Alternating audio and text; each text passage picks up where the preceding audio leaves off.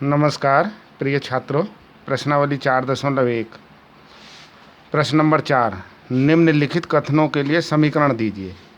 यानी इन कथनों के हमने समीकरण बनानी है। जैसे प्रश्न नंबर 1, इसमें संख्याओं x और 4 का योग 9 है।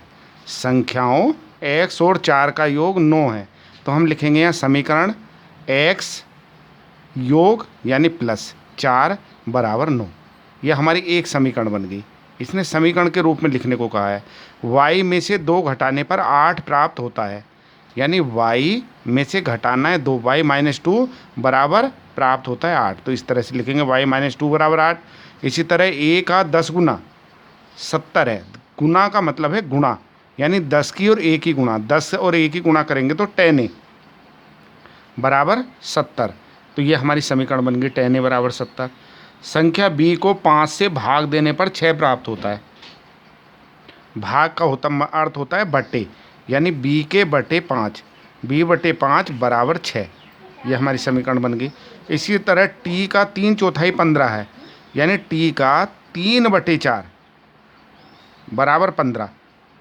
तो ये इस समीकरण बन गई। ये हमारा आंसर हो गया। m का 7 गुना, गुना का अर्थ मैंने पहले बताया गुणा से है, तो 7m और 7 का योगफल 7m प्लस 7 बराबर 77। ये हो गया। अब इसी तरह ये है नंबर 7, एक संख्या x की चौथाई ऋण 4 आपको 4 देता है।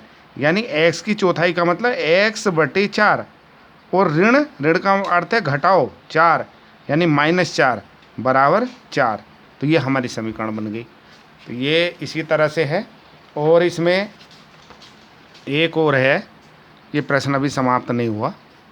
यहाँ पे है ये इसका नंबर 8, यदि आप y के 6 गुने में से 6 घटाएं तो आपको 60 प्राप्त होता है। यानी ये हो गया 6 गुने का मतलब 6 से गुणा, 6y माइनस 6 बराबर 60। ये हो गया एक समीकरण। यदि आप z के 1/3 में 3 जोड़ें तो आपको 30 प्राप्त होता है। यानी z का 1/3 का अर्थ है z बटे 3 प्लस 3 बराबर 30 प्राप्त होता है। ये समीकरण होगी। ये पहले सवाल के हमारे 9 खंड थे। इसमें कुछ उदाहरण भी हैं, तो वो मैंने किए यहाँ पे। x के 3 गुने और 11 का योगफल 32 है। 3 गुना यानी 3 से गुणा, 3x प्लस 11 बराबर 32। इसी तरह और देख लो, यदि किसी संख्या के 6 गुने में से आप 5 घटाएं तो 7 प्राप्त होता है। 6 गुने यानी 6x माइनस 5 घटाएं तो आपको 7 प्राप्त होता है, यानी बराबर 7। अगर कहीं पे जैसे यहाँ पे कहा है x के 3 गुने, तो आपने 3x कर दिया। जहाँ पे इस तरह से कोई चीज़ ना दी हो तो हम अपनी तरफ से x मानेंगे।